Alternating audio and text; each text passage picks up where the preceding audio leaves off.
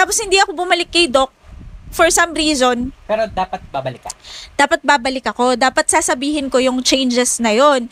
Pero I decided not to take it kasi natakot din akong baka kung ano na namang mga impulsive things ang gawin ko. O kasi nangyari na before. Nangyari na before and I don't kaya want valid it. yung feeling na Oo, I don't want it to happen again. So, ayun, after some time naman, nag-stop ako sa antidepressant, biglang bibili lang ako ng barbecue niyan sa kanto, no? Nakwento ko na to sa'yo a lot of times. Natatawa na lang ako ngayon kasi it's over. Pero naglalakad ako sa gilid ng kalsada, ang daming truck na dumadaan.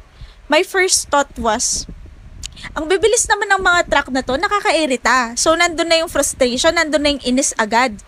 Tapos sabi ko, ang ginagawa sa'yo. nawala na. Pero kasero din kasi talaga. So, sabi ko, tapos biglang pumasok yung, anyways, it's okay kung masagi ako ng mga to. So, this thing will just end. 'Di ba? Yung parang it doesn't make It's not sense. normal. Kasi, what I'm pursuing doon sa business na in-start ko, yung small business na yun, okay naman siya. Nag-e-enjoy akong gawin siya, pero bakit biglang may ganong thought? Yeah. Nabigla-bigla lang. Oo, na biglang parang okay lang kahit iwan ko lahat ng to. So with that realization,